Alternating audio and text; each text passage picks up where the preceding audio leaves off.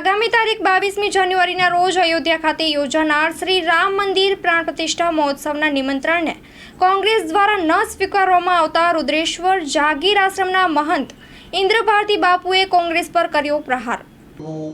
સારા કાર્યની અંદર 100 વિઘ્ન આવે અને કોઈ માણસ આમંત્રણને સ્વીકારે કે ઠુકરાવે, પ્રભુ એનાથી કોઈ પણ કાંઈ ફરક પડતો નથી।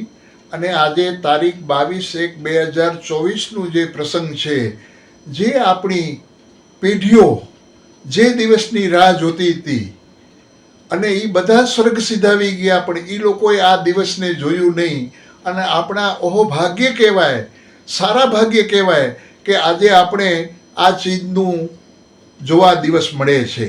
અને આમ જોવા જઈએ તો પ્રભુ ભારતના યશસ્વી વડાપ્રધાન માનનીય નરેન્દ્ર મોદી સાહેબના પ્રયાસો તેમજ વિશ્વ હિન્દુ પરિષદ હોય, RSS હોય, ઘણા એની અંદર પોતાના સમય અને બલિદાનો દીધા છે। પ્રભુ આજે કાર સેવકોએ ઘણા બલિદાનો દીધા છે, એમને પણ હું આજે એમને શ્રદ્ધાસુમન અર્પું છું, કેમ કે એ લોકોએ બલિદાનો દીધા છે ને એ આજે સ્વપ્નું એ લોકોનું પણ સાર્થક થયું છે।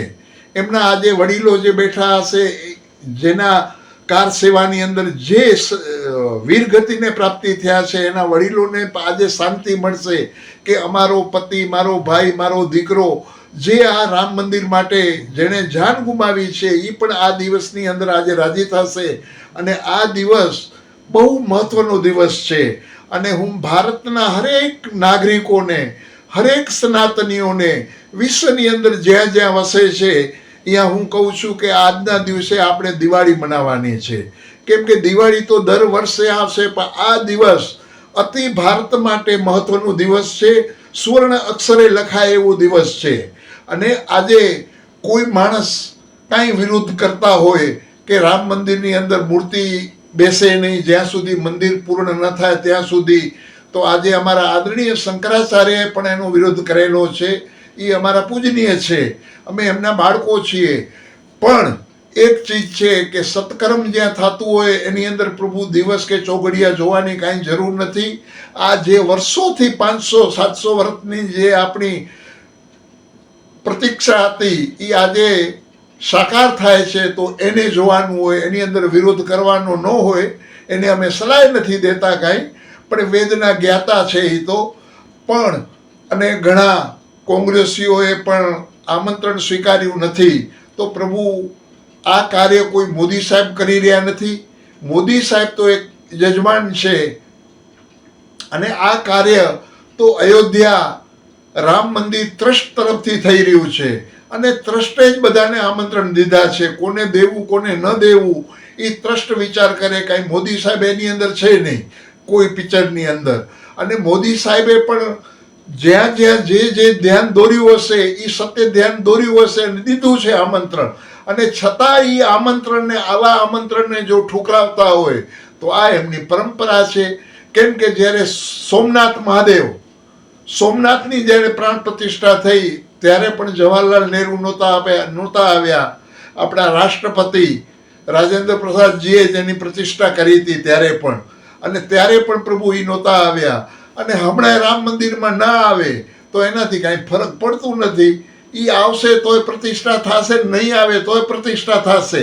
અને આવે તો વેલકમ છે, ના આવે તો ભીડકમ છે, પણ ઘરે બેઠા હોય એનો કાંઈ ફરક નથી પડતો। અમારો રામલલા 22 તારીખે જે એનું મુહૂર્ત છે 1.5 મિનિટનું, એની અંદર અમારો ભગવાન રામ મંદિરની અંદર બિરાજમાન થશે, એની અંદર કોઈ શંકા અને સમાધાન છે જ નહીં। પ્રભુ 110% એની અંદર બેસશે, અને આ સમસ્ત હિન્દુઓ, સનાતનીઓનું એક સ્વપ્ન સાકાર થશે।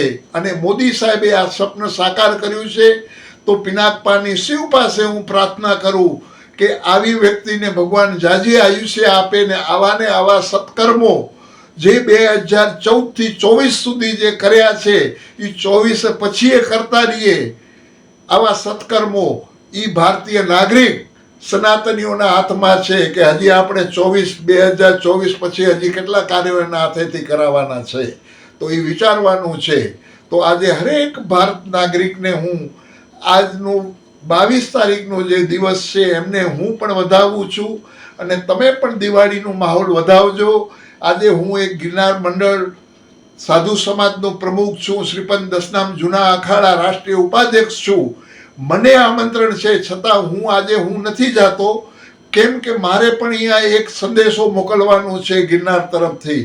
તો આજે મેં પણ અહીંયા બહુ મોટું આયોજન કર્યું છે. અમારા અખાડાઓ સાથે 7 અખાડાઓએ પણ એક આયોજન કર્યું છે. તો મારી હાજરી અહીંયા હશે પણ મારું દિલ પ્રભુ અયોધ્યા હશે, કેમ કે અમે પણ એની અંદર લાઠી ખાધી છે, અમે પણ એની અંદર ભાગ લીધેલો છે એની અંદર. એટલે આ દિવસનું અમારે અતિ મહત્વ છે અને ભગવાન રામચંદ્રજી અને ગુરુ દત્તાત્રેય સદાય ભારત ઉપર એની અમી દ્રષ્ટિ રહીએ એવી ભગવાન પાસે મારી પ્રાર્થના. અસ્તુ. ઓમ નમો નારાયણ. જય હિન્દ.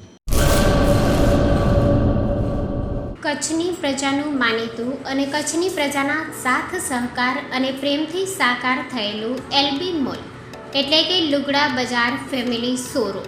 અમારું address Bhuj branch, Anam ring road, Bhuj, Kutch. Mobile number 8980413537. Mandvi branch, Nandanvan society, Mandvi, Bhuj highway, market યાર્ડની બાજુમાં, માંડવી, કચ્છ. Mobile number 6353695514. નોંધ: રવિવારે આખો દિવસ શોરૂમ ખુલ્લો રહેશે.